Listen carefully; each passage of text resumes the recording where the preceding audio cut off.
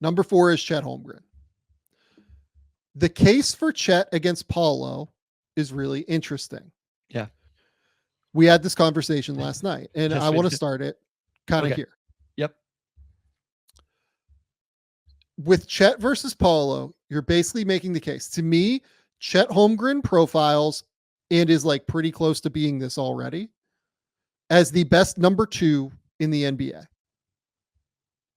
And the reason for that is he plays the role that is hardest to find in the NBA.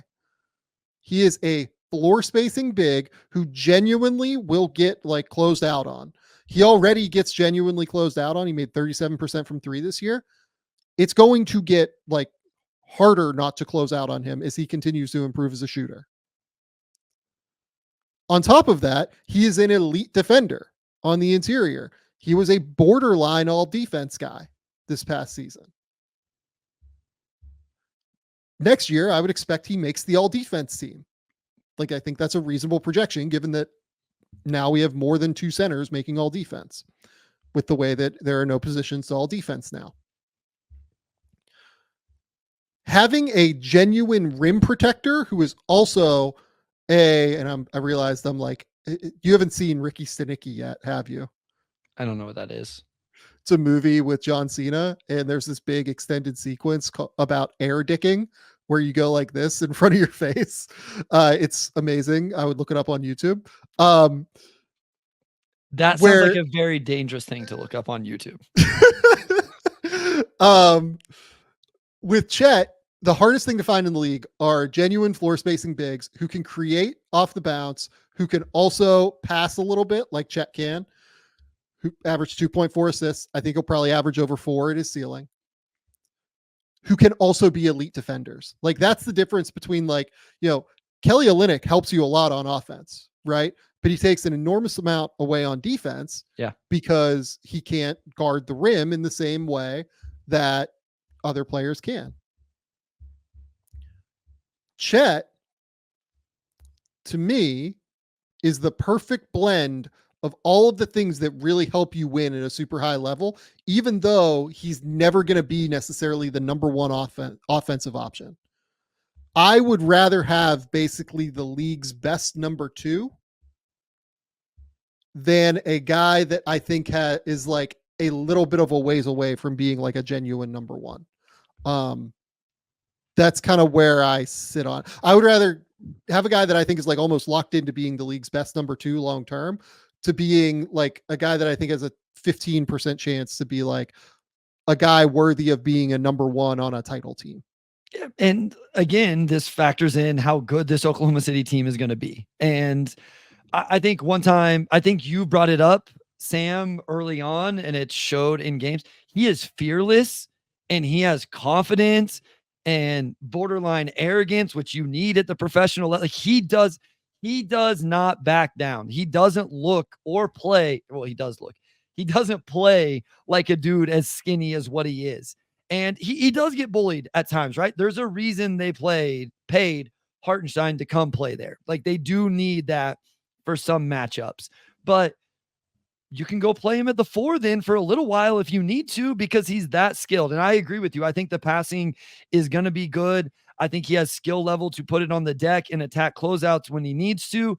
And I have him ranked this high because I believe in the archetype. This is the archetype that I value about as much as anything other than a true number 1. Unless you're going to be a true number 1, I want the floor spacing, rim protecting big. And I just think that Chet is absolutely that. And so for all the reasons you said, so to be transparent here, I text Sam late last night because this is the stuff I think about on a Saturday night. And I said, hey, like, are we sure we can have Chet, who's probably never the number 1 guy in Oklahoma City, over Paolo, who's on another really good team, but is going to be the number 1 guy? And you gave your rationale there, and it made sense to me. And I think I'm with that as well. Just, he is going to be elite in that role. And I think he has real all NBA.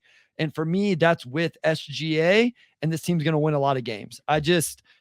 He's awesome. He's really, really good.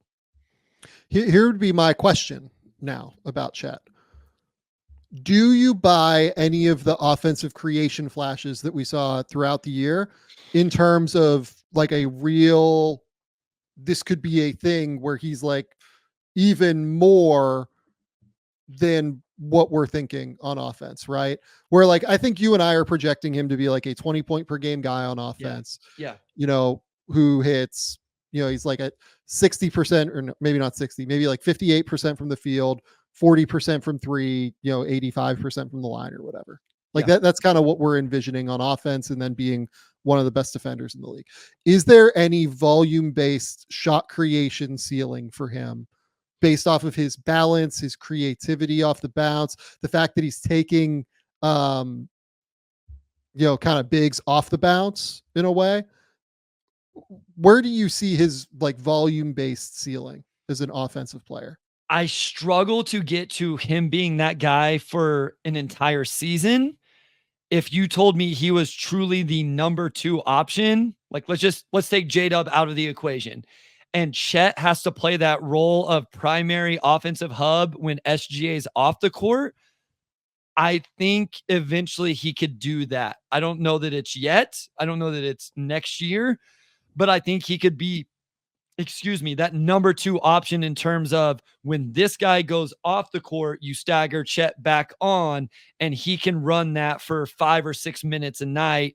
And then the other thing is make big shots because he's not scared of the moment. So like he can take and make those big shots late in games whenever he needs to. So I think that's where I'm at with him offensively. And then the just crazy defensive impact is what got me the rest of the way. Yeah, so we're projecting Chet basically as a top 5 defender in the league for the next like 8 years. Right? Yes. Like that's I our I would agree with that. idea here. Yeah. Yeah, I think so.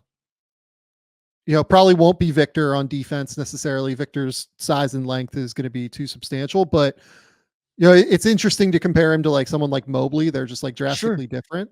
Like I think he's just way more valuable than Mobley because he can be like a genuine center. I say point of Whereas attack. Mobley, Yeah, yeah. yeah, Mobley, it feels like is still kind of trying to figure it out because the biggest thing with Chet, man, is he's just fearless. Like, people will complain about the rebounding or whatever. And it's just like, man, he goes up and like does like a pretty decent job. It's to me, it's kind of like that they don't have a 4-man who really rebounds at a high level. They don't have a 3-man that rebounds at a super high level, right? Like Chet goes and really attacks the glass in the way that he's capable of. Like I think he'll probably have a season or two where he averages like 9 to 10 or 11 rebounds per game. Probably sit more in the 8 rebound per game zone, but man, and plus like he's just tough as hell, right? Like that's the big thing that I keep coming back to. He is just tough as hell for his size, and he's going to keep getting stronger. And the other final note here is I think people had worries about the frame coming in, how skinny he is, 210, 215 pounds. Chet Holmgren played 82 games this year. Yep. Like made it a point, like I'm playing every single night to prove to you motherfuckers that I can play every single night. Like I guarantee that was going through his mind as he played all 82 games. So just a dude that I believe in. Like I believe in Chet Holmgren. It's such a significant level, and he plays the position that I think is in modern NBA basketball as valuable as any other. Yep. I agree.